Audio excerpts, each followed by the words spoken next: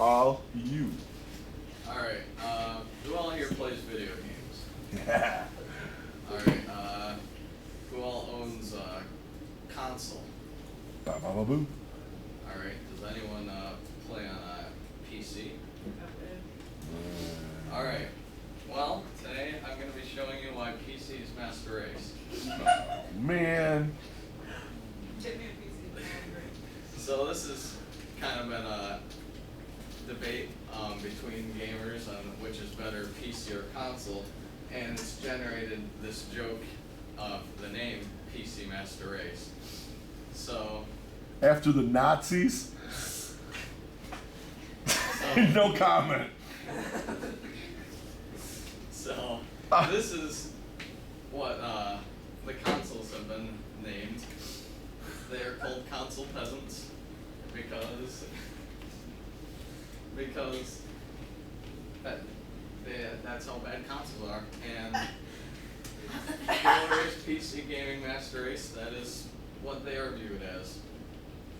So, the biggest thing with the debate is the pricing on both these systems. Now, there's a common misconception that you have to spend thousands of dollars and you have to have this ridiculous price and you have to invest so much money into a PC to play on one. But I'm going to compare a price of a PC versus a console. So this is, I'm going to be using the Xbox One. Now I'm even going to be nice and go with the current price of one roughly, which is $250 right now.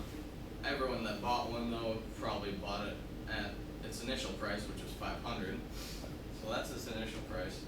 Now, for a computer, you can go with like budget builds like $250, which is the same price as a console, and its specs just beat it by a lot. And In what way? it's faster. It gives higher resolution, better frames per second, and just Okay. everything.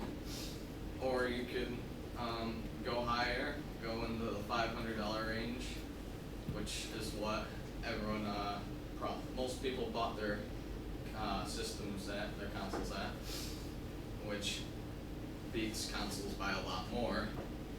And or you can go with a crazy build, which does go with the stereotype of investing thousands of dollars. Which that's another advantage of computers is you can do what you want. You're not locked into a certain specs, and you don't have to get the certain thing. You can do what you want with it. So if you don't need something to it, like if you want to just play games on it and not do anything else, you can invest your money in specifically things for that, so you don't waste money on other components that you don't need. And this is one of the reasons why consoles rack up a higher price. Xbox has gold memberships that you have to pay to use your internet, and it's $60 per year, which stacks up a lot throughout the time you're going to have a console. And the games for it are, they're all generally $60, and this is generally what like every console player buys. They buy generally the same thing. And on PC, there's deals like all the time, and there's a whole large variety of games that they encourage you to get. So there's deals like every week, and there's huge deals during the summertime and around Christmas time. And then they have deals throughout holidays like Halloween and other stuff, but big ones are Christmas and summertime. So you get a lot of games for a lot cheaper. And here's what console player generally gets for $60. Just one game that's probably been overhyped, and they spend a lot more on advertising than they actually do on the actual game and the gameplay. And on PC, here's all these games were on one deal. Actually, this is actually what I got on one of the, I think it was the summer sale, and summer sale, like every game's on sale for a lot. Like all these games are at least 50% off, a few of them are 80% off. It's kind of ridiculous, but yeah, you get so much games for even cheaper, and they're generally, in most people's opinions, better games. And another thing is I'm going to talk about is the graphics, of course, because generally PC graphics are better. So yeah, graphics are a huge thing. Some people don't mind them too much. Some people are satisfied with their 30 frames per second on their console and 720p. So they get a lot less, a lot lower quality when they play their games. And on PC, you can get a lot higher resolution, more frames. It's just a lot better and clearer, and just delivers a much better experience. And there's many perks to having a computer. There's a lot of things that go along with it, not just graphics and cheaper games.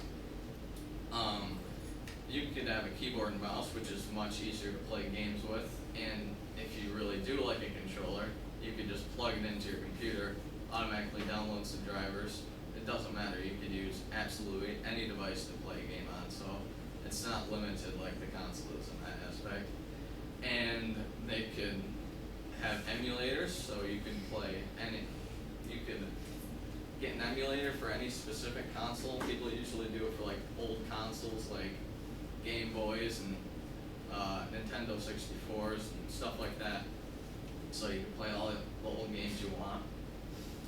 And there's mods. You can do almost anything with the games that you're getting tired of, and you can add just new content to them. They can get ridiculous, like the one in this picture. There's It's a whale or something. I think this mod is like whales falling from the sky at random I times. thought that was Goat Simulator because you I'm can do that kind of in like, Simulator. what game is that? I think this is GTA 5. Yeah. That's what threw me off, is because it wasn't. Yeah. It's just the way. It just, it's limitless what That's strange. people do with mods, like It's awesome. the most random things. And now, this kind of came in recently, there's PS4, there is still a little bit of a reason to have one, because you got some exclusive titles that you can't get on PC. But on Xbox One, all their exclusives, they merged Xbox One with Windows 10 on computer. So all the Xbox One exclusives have been carried over to the PC, so there's just no reason to get an Xbox One at this point. The only reason they had was the games that you can only get on the Xbox One, but now you can get them on the computer too, so yeah, there's no reason.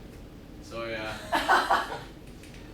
those are just some of the many ways the PC beats. You have so many issues. Oh my god. Dude. Well done.